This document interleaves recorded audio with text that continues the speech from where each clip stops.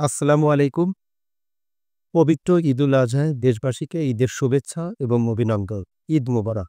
বিশেষ করে ঈদের শুভেচ্ছা জানাচ্ছি অভয়নগরবাসীকে এবং অভয়নগরের মধ্যে যারা দেশের বিভিন্ন প্রান্তে অবস্থান করছেন, দেশের বাইরে অবস্থান করছেন, তাদেরকেও ঈদের শুভেচ্ছা এবং অভিনন্দন।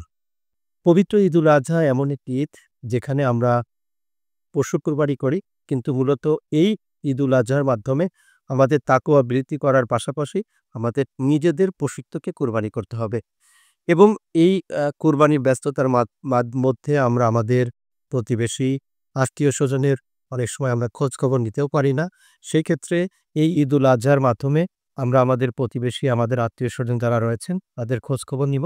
বিশেষ করে এই পবিত্র ঈদুল আজহা আমাদের আশেপাশে যে সমস্ত খুব অসহায় দরিদ্র পরিবার রয়েছে, যারা খুব মিসকিন পরিবার রয়েছে, তাদের প্রতি আমাদের একটি বিশেষ দৃষ্টি রাখতে হবে এবং আমরা এই ঈদুল আজহায় মাধ্যমে সকলে মিলে সম্মিলিতভাবে ঈদের আনন্দকে উপভোগ করে নিব।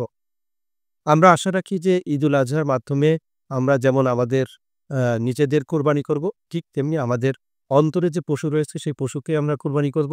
এর মাধ্যমে আমাদের তাকওয়া বৃদ্ধি পাবে।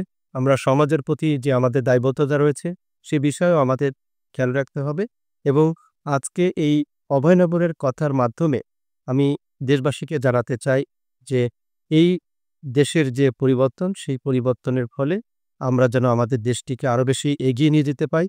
আমরা যেন আমাদের দেশের সমৃদ্ধির পথে আমরা সকলেই ভূমিকা রাখতে পারি এবং আমরা যেন এই দেশের জন্য কাজ করতে পারি। আজকে এই অভয়নগরের কথার যে ইলেকট্রনিক মিডিয়া রয়েছে, যে মিডিয়ার মাধ্যমে আমি তাদেরকে ধন্যবাদ জানাচ্ছি।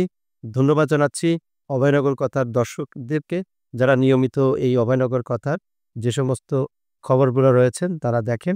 তাদেরকেও ঈদের শুভেচ্ছা এবং অভিনন্দন এবং অভয়নগর কথাকে স্পেশালি ধন্যবাদ যারা অভয়নগরের মানুষকে নিয়ে কথা বলে, অভয়নগরের কথাকে যারা দেশের মানুষের কথা বলে, যারা আন্তর্জাতিক অঙ্গনের বিভিন্ন খবর মানুষের সামনে উপস্থাপন করে।